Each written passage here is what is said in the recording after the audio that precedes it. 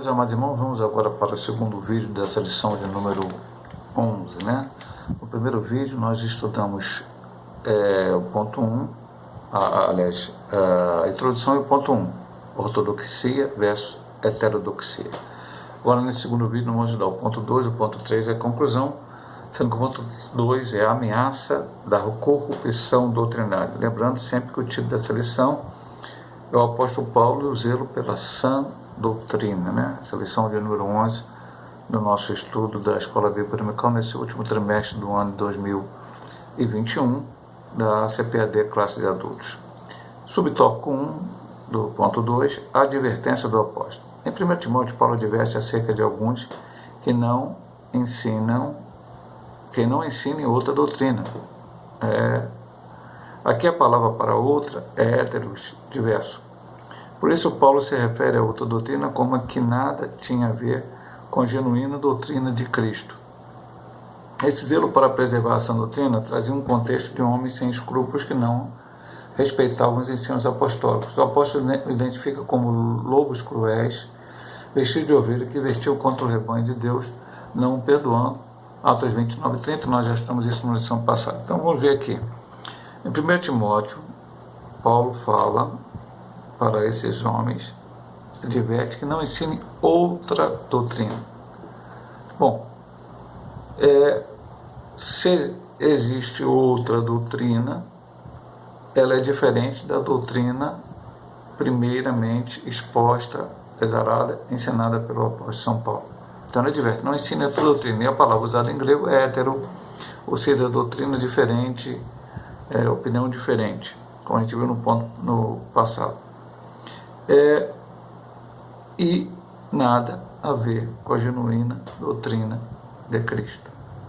Então volto a reprisar o que falamos no ponto anterior. Então, a igreja primitiva,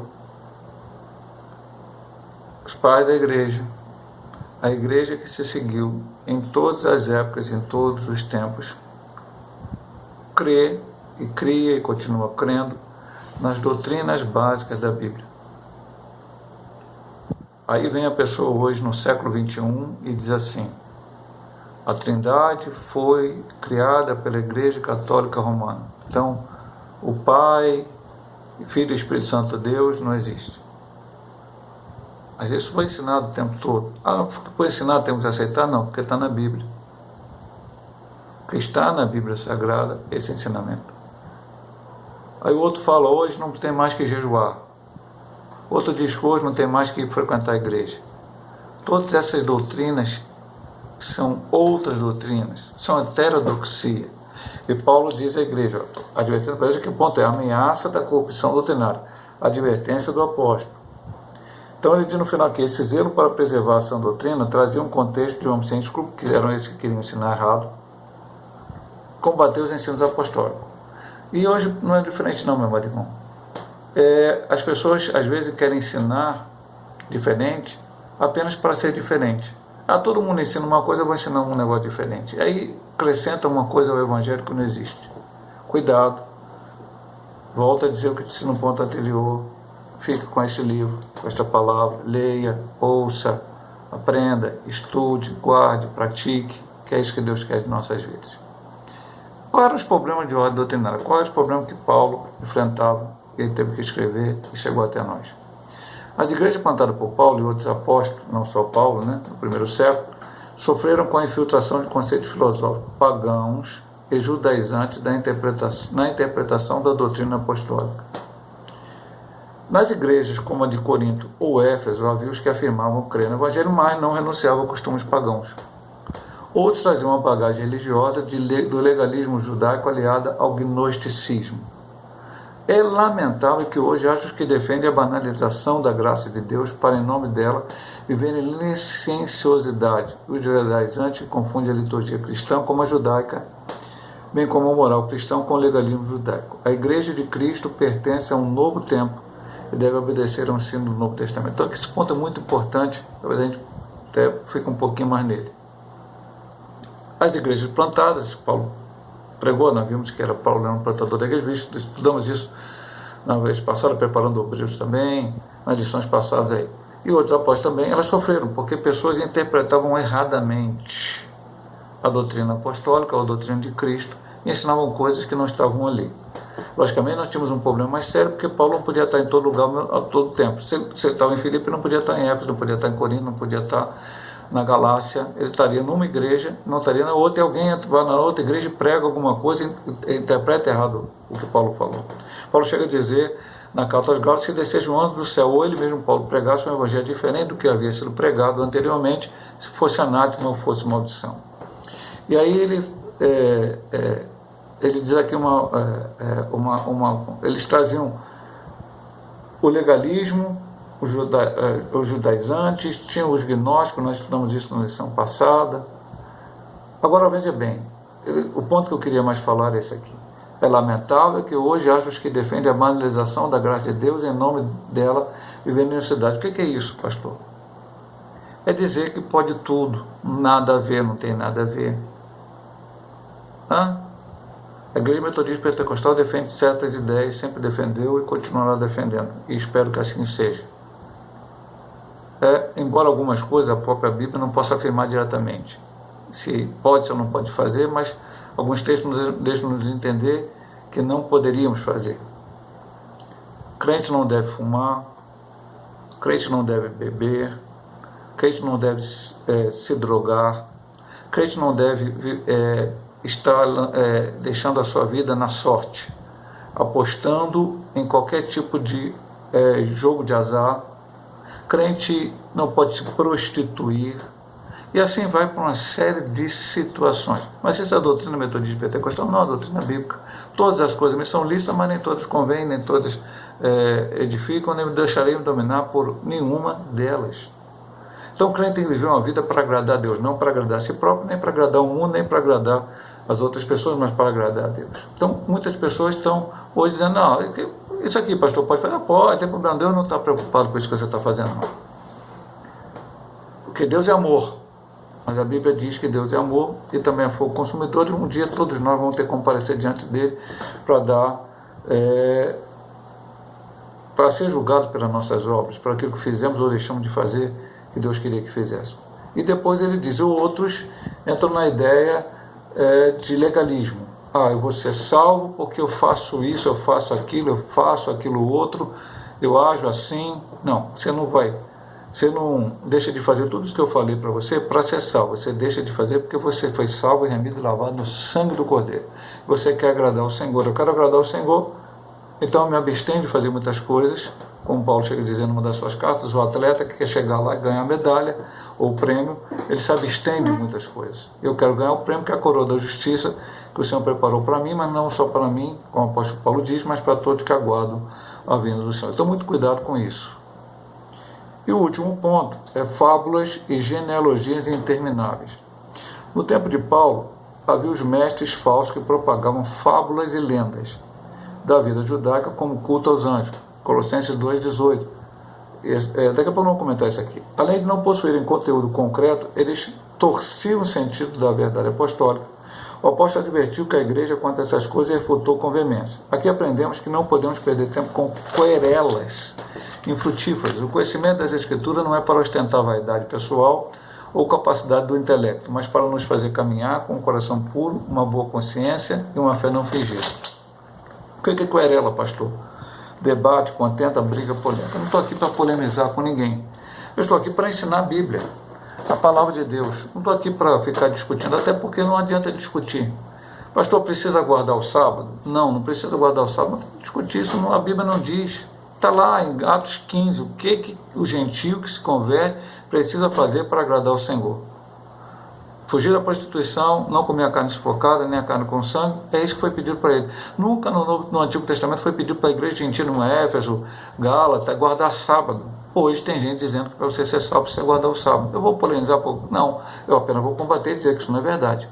Alguém diz que Jesus Cristo é Miguel Arcanjo encarnado. A Bíblia diz isso? Não, a Bíblia não diz isso.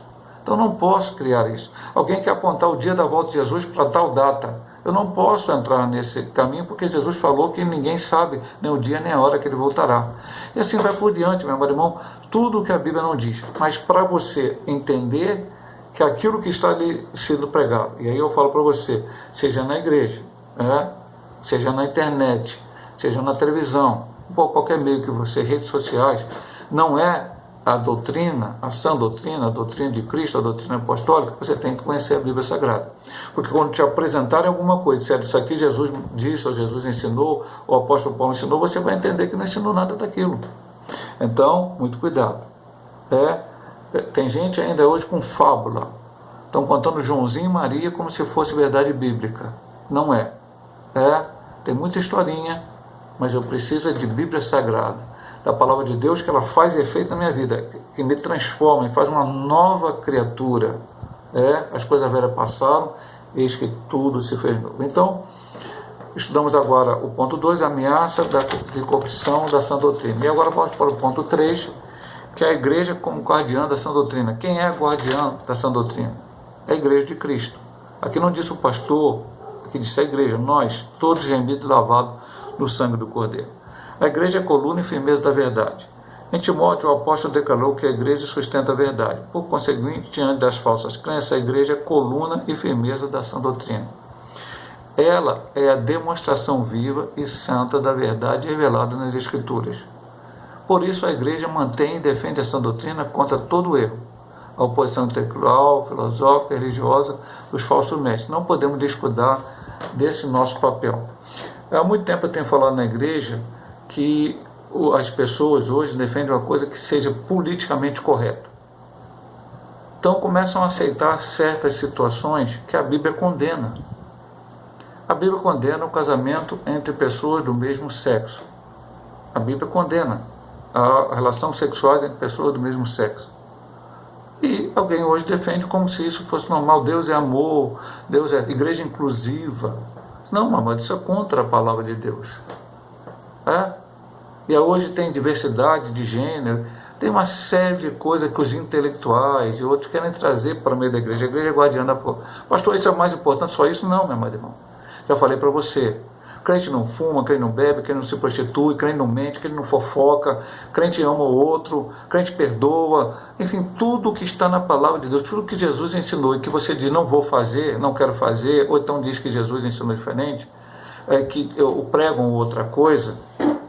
E aí eu até digo para o irmão ter um pouco cuidado. Há uma maneira dessas coisas também entrar além da pregação, que são algumas músicas gospel, que as pessoas chamam de hino, que se tocam na rádio e se cantam nas igrejas, cuja letra não está conforme a palavra. E as pessoas entram aquilo na mente pela letra que se ouve e aí acabam achando que aquilo é uma verdade. Cuidado. Toda vez que você for cantar um hino, analise se realmente esse hino, a letra dele é bíblica. E é uma letra para glorificar Deus. Porque jamais um hino será para glorificar o homem. Eu sou vencedor, eu sou maior do que tudo, eu sou isso, eu sou aquilo, vão bater palma para mim, não sei o que é lá e tal, eu vou pisar na cabeça dos outros. Isso não é hino.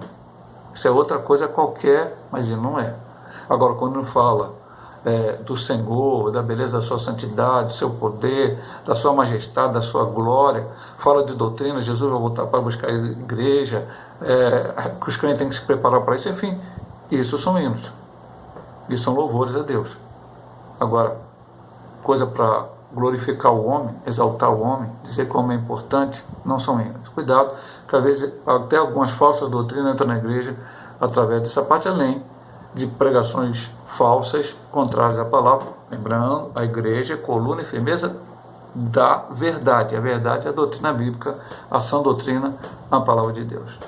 O objetivo do zelo pela sã doutrina, nós vimos lá que tinha 3 perguntas no início. Por quê? Por que é o fim do mandamento? Por que temos que guardar, defender a sã doutrina? Está aqui as respostas.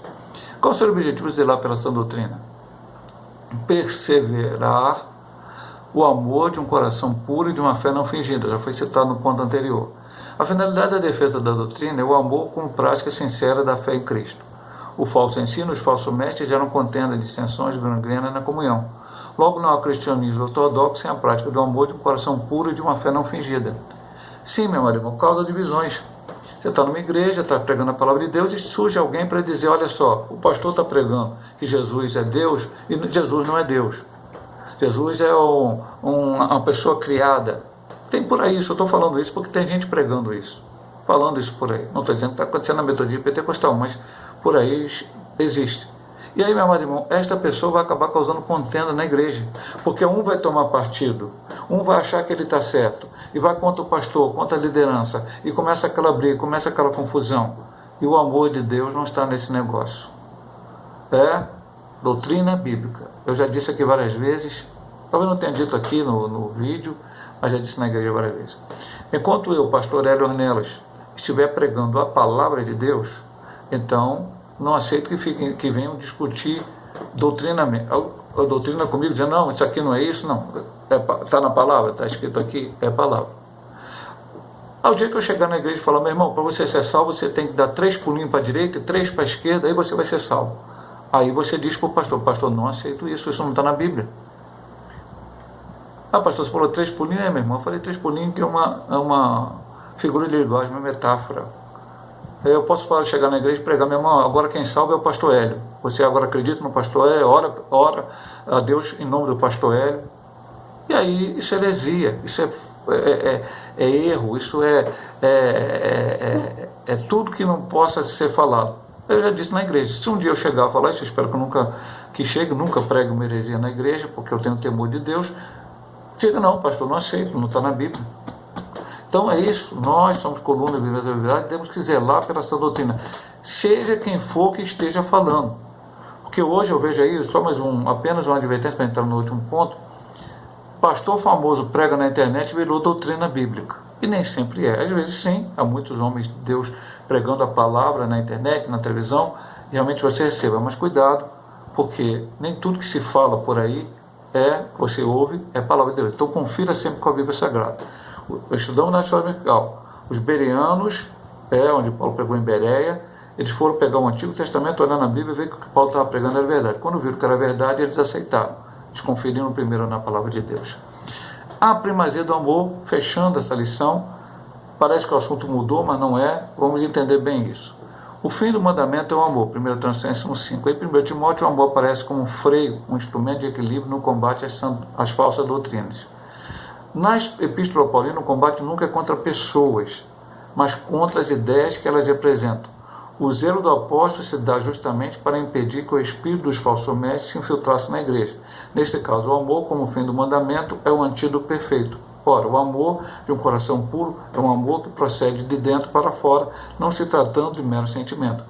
Nesse amor, o coração é santificado pelo Espírito Santo, gerando uma pureza interior, pois um coração sujo pelo pecado não pode agir amorosamente. Já um coração limpo diante de Deus recebe e vê as coisas espirituais com transparência. No amor não há lugar para imparcialidade, pois se cultiva uma boa consciência.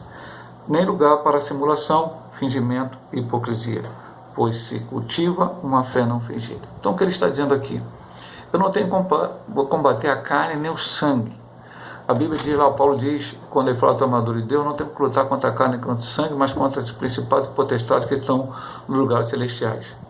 Ah, pastor, então eu vou deixar o sujeito chegar na igreja e pregar uma tanta heresia, porque eu não vou combater ele, não. Eu não vou combater ele. Eu vou combater aquilo que ele pregou de errado. Eu vou mostrar. Ah, mas se ele entrar em debate comigo, não vão ficar com aquela querela que eu falei lá atrás. Vou mostrar biblicamente, e aí eu tenho que ter argumentos bíblicos para mostrar a ele que aquilo não é certo. Se ele insistir, se a pessoa insistir, quiser assim, então, como a própria Bíblia diz, essa pessoa será afastada da membresia da igreja. Vai, então, procurar uma outra igreja, vai fazer o que ele quiser, mas não poderá estar contaminando o povo de Deus com um falso ensinamento que é contrário à Bíblia Sagrada, mas sempre será tratado com amor.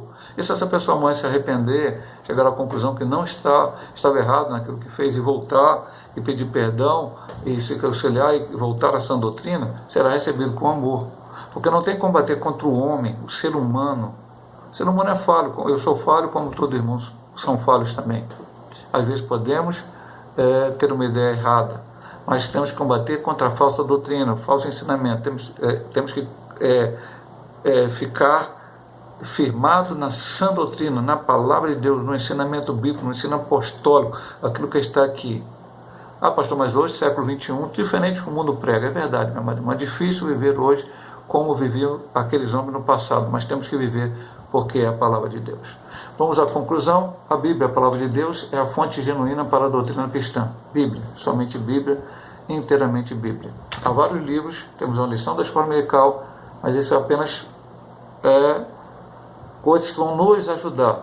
Mas a Bíblia é a fonte final, a nossa regra de fé e prática. Por isso precisamos de ser dedicados estudantes das Sagradas Escrituras, a fim de que zelemos pela sã doutrina. Dedicados estudantes. Guarde isso na sua mente, meu irmão. Não sejamos somente ouvintes, mas sejamos praticantes. Para ser praticante, eu preciso estudar e entender o que a palavra diz.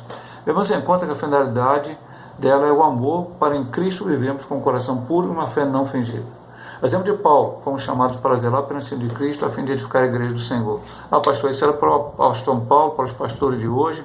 Não, falamos no início desse ponto 3. A igreja é a coluna e firmeza da verdade, a igreja, firmeza da verdade, somos nós. Cada um de nós tem que zelar pela sã doutrina, pregando a verdade, ensinando a verdade, vivendo a verdade. Louvado seja Deus, porque terminamos mais esse vídeo, essa lição. Deus assim nos permitir, estaremos semana que vem com mais um vídeo, estudando a lição 2, uma lição maravilhosa, a coragem do apóstolo Paulo diante da morte. Deus possa abençoar nossos amados irmãos em Cristo Jesus.